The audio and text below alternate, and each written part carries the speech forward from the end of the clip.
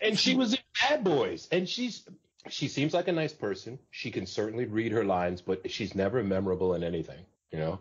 And so when she finally gets murdered by the tallest tidal wave in the history of man, I finally okay, that's where I remember Tia Leone from. I got one random thing for y'all. I just want to let you know. You know how Michael Bay got his start, right? Porn? Yeah. No, George Lucas. He did storyboards for George Lucas. Oh, that's awesome. On like Return of the Jedi, and then he went to Propaganda Films, where David Fincher, Antoine Fuqua, Spike Jonze, Simon West, Dominic Sena, Alex Proyas, and Zack Snyder worked there. Oh my God. And he directed the I Would Do Anything for Love, but I Won't Do That video by Meatloaf. Yeah, he did a ton of music videos, didn't he? And I think so. Some of the props actually used in Armageddon were from an Aerosmith movie. Like when they were rounding up the guys, like they're outside a bar and it's got like a prop from an Aerosmith music video that had lying around. Because he directed Love Is Hard on the Knees. Yeah, that music video. Oh wow! Wait, that's not a real song. Yeah, are you kidding me? He directed that, and also. He also, in the most Michael Bay move ever, he directed a Victoria's Secret commercial that featured a Linkin Park song. Like that's very, Michael Bay. But I also love that man's name is his middle name is Chad. Absolutely, Michael Chad Bay. Totally. He made sure to put his cameo in Armageddon, where you get to see the glorious flowing hair. Oh yeah, where he's the dude who's got, it's like handing the photos of it to like the scientist. Yeah, he's super science guy, and then suddenly he pops up in Mystery Men, same haircut, okay, except this time he's a fraternity bra in an evil gang. I'm telling you, the guy's name is Chad, bro. He has 3 dogs, no children, no wife, and just a pile of money. And I'm sure that he takes a fish and squeezes the eggs out to make his caviar. He's that guy. I swear to you, he's a supervillain in real life. And then last thing, Bruce Willis wanted to die in this movie, so he told the producers he would do the film, but he had to die at the end. And that's why so that was Bruce Willis's idea to get killed. And it works. It redeems the movie, to be honest with you, because that one shot where Grace, oh no, and she puts her hand up on the screens, that is sad, bro. Mm-hmm. Sad. I want to shake the hand of the daughter of the bravest man who ever lived. And Niall, do you know that there is a director's cut of this movie that is 146 minutes long? I did not know that, but I'm gonna search it down. Apparently, it's got Lawrence Tierney as Bruce Willis's dad. Can you imagine them just being all gravelly to each other? What do you want? No, I can be more gravelly than you. No, I'm more gravelly. Out gravel each other? You're only a second generation driller. I'm third generation. Well, you son of a bitch, why don't you give me some scotch? You know? And then Tommy Lee Jones come in. What we got to do right now, we got to drill on the corner over there, okay? Everyone that says this, oil down there. Now we're going to drill as possible as hard as we can. And where's Kelly Rourke? Where's my daughter? Kelly Rourke. My daughter down there in the hole. I gave my daughter to some woman. I don't know where she is. She gave me a business card. Please go find my daughter. I'm sorry. Is there a scene in that movie where a guy's walking through the lava and slowly like sinking into it because he's carrying somebody? Yes. I watched a video on the internet today of a rock falling into lava. Does he like throw people through like the last his folks. Yes. I don't want to close my I don't want to miss a thing. I need to watch Daylight again too. That movie has a cast. Oh man! It's the Stallone one where he's like stuck in the port tunnel and the tunnel, the Lincoln Tunnel. But like Viggo Mortensen's in it, Danielle Harris, like it's stacked, and Rob Cohen, the guy who directed Fast and Furious, did it. You know what's something you would really appreciate, Hoffmeyer? So they land the Freedom, right? Mm-hmm. The Stamper's blown up the asteroid. The world is saved. They land the plane. They get off the plane. They're walking down the runway. There are, and I counted because of you, there are over 50 people walking on that runway.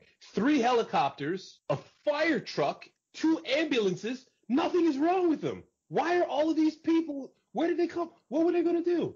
Michael Bay just loves stuff. I need a fire truck. Why? I don't give a shit. Get it here. Like, that's what Michael Bay says. Like, they're out of it didn't crash somehow, you know? It lands on the asteroid with sled skis, and it lands. Yes, it does. On Earth with wheels, okay? That's just the flight dynamics of those things just make 0 sense. Like, wings and aerodynamics don't mean shit in space. You've got nothing to, you need thrusters and things like that to maneuver. You're not going to be able to, I'll just tilt like this. I'm going to fly in this like nice tight arc around this bit of rock and like do all this. It's like, no, that doesn't work. Dude, they had those planes moving like Airwolf, brother. It was crazy. Okay, freedom and independence. Honestly, they would have fit in the sky battles in Independence Day. All right, yeah. They were that good in space. But to their credit, they did have the little jets of air pushing out every time they made the little turns. You could see that. So there's enough there. That's what I'm saying. That's what Michael Bay does. There's enough there for you to be like, oh, okay. Yeah. Sure. Like that works. Like he's at least thought about it and given a cursory nod to, okay, this is sort of what happens.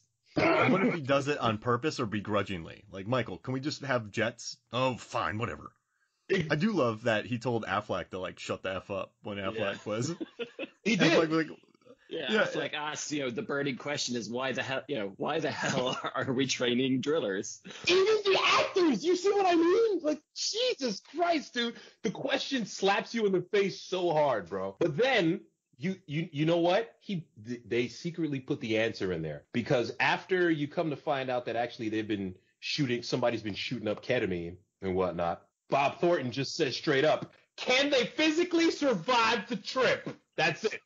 That's it. He doesn't care if they're insane or not. And that is the answer to the question, why send drillers up? Because they don't need to be astronauts. They just need to be able to put an 800-foot hole and never miss a depth. Because I'm third generation. I'm the best. And I'm only the best because I surround myself with the best. I don't trust anybody else to do it. Yeah, that's a really good impersonation. Should have sent Liv Tyler. She's fourth generation. Can you imagine? Can you imagine? She's been around roughnecks her whole life. Why do you think I would fall in love with one? You know? I'm you know what, Norbert, though? You, Norbert, I think you have the best Tommy Lee Jones impersonation. You have the best Tommy Lee Jones impersonation in Jeongju, so you're the best. I've never had a Tommy Lee Jones impersonation until tonight, and I'm completely sober. I'm alarmed. This is what quote unquote quarantine has done to my mind. I'm just doing things, man. I'm sorry. Just before you go, I submit that actually AJ should let him marry the daughter. He shouldn't have gave him such a hard time. AJ's one, like I said, it was only AJ and Chick. Those are the guys who probably have no criminal record, right? He loves him like a son, okay? And this job is dangerous as hell. It's good pay. Like, these guys make serious money. Not for nothing, right? So he's obviously going to take care of the girl. Why is he so mad that AJ wants to marry his daughter? What's that about? He was shooting at him. Yeah. I'm pretty sure it was probably like birdshot. So AJ might not have died. He just would have. Yeah, he'd been, well, I mean, could have lost an eye, I guess, but. Absolutely. He's shooting at him. There were far too many guns in this movie in places where you probably shouldn't have guns. Like, do you really need a gun on an oil rig? Do you need do you need a pistol? Like, why the hell does William Fichtner have, like, he brings a gun on a spaceship. It's like, who are you planning on shooting? Like, seriously. Didn't they ask that? Didn't Will Patton or Steve Buscemi go? Asked it, and nobody answered the question. It was just why do you have a gun? And then it was just like, everybody just looked at him like, it's America. Even here. America. Yeah. I do love when Michael Clark Duncan's introduced. Bruce Willis is like, get out of my way. He's like, I'm just trying to give my boy more time. Like, I liked it. I showed some, like, he had Affleck's back in that scene. This is it, So AJ's a cocky son of a bitch, but he seems like a good guy. Yeah. People like him on the crew. Yeah, he's a cocky prick, but so is everybody else because everybody's the best. So why not AJ? If you love him like a son, I'd be proud to have you as my son-in-law, right?